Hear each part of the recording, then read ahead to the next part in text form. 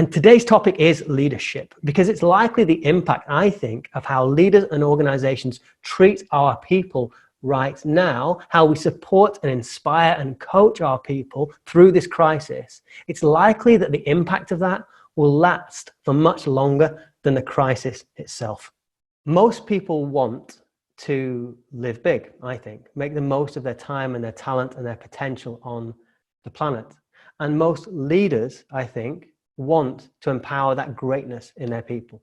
But we don't always believe that it's possible. And then in the early 19th century, guys like Henry Ford first started to form large corporations. And so these original corporations became formed as top-down hierarchies. And the command and control style became the model for the men, and it was men in those days, who were putting together the railroads and the banks and the steel mills of the early 20th century. And that's our history. That's our tradition. That's the style of leadership that most leaders learn from their leaders. But that way of leading is badly serving us in the modern world. The research is clear. Leaders have more influence over people's lives than priests, than politicians, than teachers, than social workers. Engagement is about freeing people. Work should be a place that empowers us. So we realize it's not about structures or rolled out company programs. It's about showing up every day, caring as much about drawing out the greatness in our people as all the stuff we've got to get done. And that's hard, right? Because we've got a lot of stuff to do. And therein lies the challenge for modern leadership at any time, but right now it's crucial. The leadership problem is one thing, but the leadership problem would not exist were it not for the human problem. If we were all robots, it would be fine, right? It wouldn't matter. You could just go, do this, fine, do this, fine. But we're complicated, messy, emotional creatures. There's a human problem going on, which makes the leadership problem exist.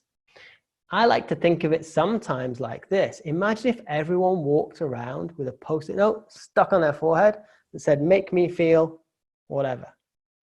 So whatever you've thought about when I talk about that post-it note analogy, Google feel that they know what the answer should be for many of us at work. They did a project, started in 2012, to try to find out what makes the perfect team. It's called Project Aristotle. Took them a couple of years. They talked to 180 teams, a lot of employees, and they found one thing came out top, and it was what they call psychological safety. And you might be thinking, okay, but why is this number one? You know, you might feel like you create a real environment of safety in your team. You're a good leader. You're a beautiful human being. You care about your people. There is no reason why they shouldn't feel safe. Well, guess what? Doesn't matter. People come preloaded with fear. Our brains are not a happiness mechanism. They're a survival mechanism. We have to do so much more than we think we should in order to create that safety. When people feel heard, they feel safe. How much energy and time do people waste sometimes protecting themselves, looking after their own back because they're scared of getting blamed or they're scared of something going wrong? For me, this live big work that I've spent the last 20 years creating and the last 15 years teaching is about trying to solve these two problems.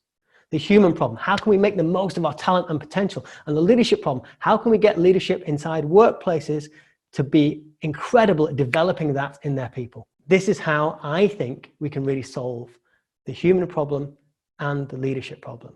A blend of mindset and strategy skills that if we as leaders are good at developing these in ourselves, and then we're good at coaching them in our people and developing these skills in our people, and good at developing them in our teams and our companies, we live big. We were able to hit 3 big ideas and able to hit 3 takeaways. The first, how could you better serve your people? You have an action for.